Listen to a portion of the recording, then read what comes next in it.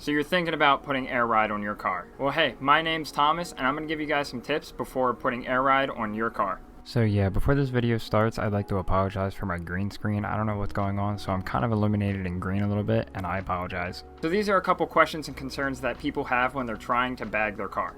And as for myself, I own a bagged car, so why not try to help you guys out as well? Without further ado, let's get into the video. The installation. I see a lot of people post on the forums and always ask on social medias of whether or not installing air ride is difficult. And to make the answer short and simple, no, it's really not that hard. It's actually fairly easy as long as you can read instructions and you know what you're doing.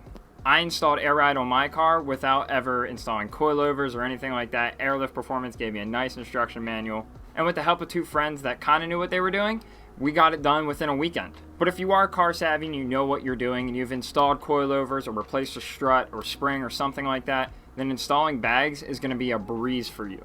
I'd say the most difficult part about it is just hiding all of the wires, the airlines, and everything like that. Hiding the electrical wires that go to your battery and the controller that goes up front with you is all super hard to hide exactly. And it's not like one or two small wires or something like that. It's a pretty big bundle, about this thick, about 1/4 inch size wires just grouped together. It has to run to your battery, and like I said, also has to run up to the controller to the front of your car. And finding ways for it to look super clean and super simple and super nice is probably the most difficult part of the installation itself. But other than running wires and the airlines, the manual labor that goes into installing the struts and the bags themselves is actually fairly simple. Even for a beginner, it might take you a longer amount of time to do something like this. You'll still figure it out, no problems at all. Now, if you're putting air ride on an older car instead of like a newer car like mine's a 2012, you could run into some problems. Like I said, if it's an older car, you could break some things. Just because it's an older car, maybe those parts have never been replaced ever or have never really been touched, there's a good possible chance that parts could break. But that's nothing that you could per se do anything about. And if you say, oh, installing coilovers is just like installing air ride, yes, it's just more time consuming because there's just a whole bunch more things that go into it. Like I said before, the airlines, the electricals, and just overall making sure everything looks neat. Because you don't want to have a rat's nest of wires just all exposed and everything where they could break, get cut open, or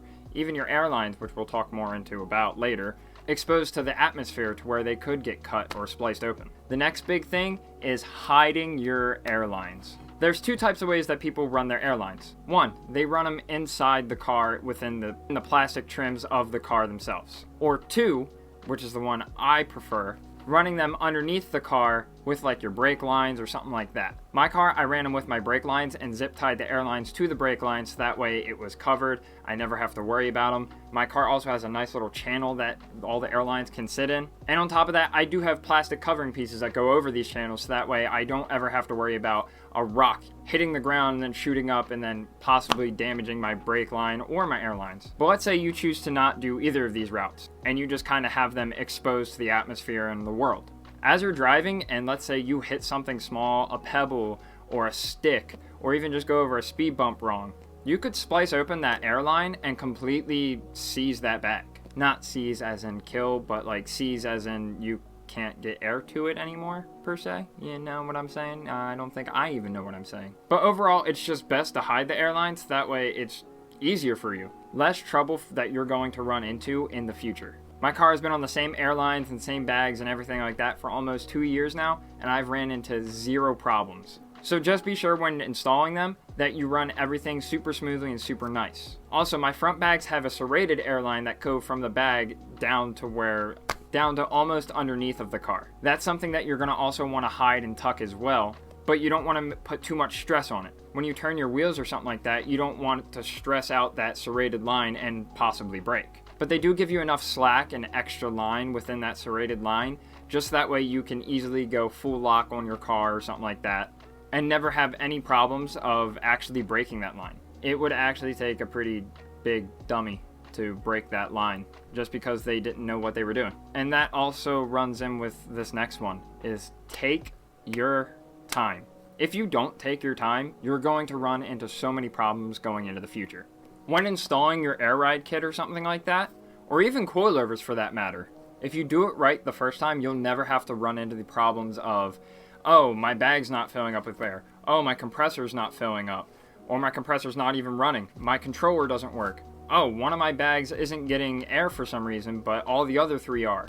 If you take your time and look over your work when you do it the first time, you'll have 0 problems. Yes, it's a lengthy install, but at the same time, if you just slow yourself down and work at a nice pace, everything will go super smooth and you'll have 0 problems. I know a handful of people that have installed bags themselves, and they've ran into problems because they rushed to get the job done quickly. Whether it be a broken airline, a bag blown, the battery just completely draining itself. Fun fact, that was actually my problem before. My battery completely drained itself because I wired something wrong, so learn from your mistakes. Also, with taking your time, be sure to make a mental note of how you ran things. Like I said, I installed my bags over 2 years ago, and to this day, I still remember where each and every single line is ran, how my electricals are ran. Just that way I have a mental note if something was to come up and I have to fix it. I'm not saying you have to write it down or anything like that because I think that would be just too much. But just kind of have a mental note of how your airlines are ran, what they're attached to, so that way if something does happen with your bags, you can just have a mental note of yourself, oh, maybe my brake line decided to snap and it could have spliced it open, so that's a possibility. It's just small tips like that that help people go farther with installing their airlift. After I was done everything, I looked over every single piece that I installed onto my car just to ensure that everything was installed correctly, wired correctly, as well as everything was just tucked away neatly. I know one problem that's wrong with my air ride that I personally did, but it involves maintenance. That way it's something that I have to do every week or even every other week. But it's not even a problem, it's just more of a hassle to get to, which then goes into the next thing, which is maintenance. Everyone thinks running air ride is such a big maintenance thing. There's not much maintenance to it. Once you install your bags, you're basically done. I know I've touched on this on my other videos before, but if you live in a colder climate, there are some small things that you might have to do during the wintertime.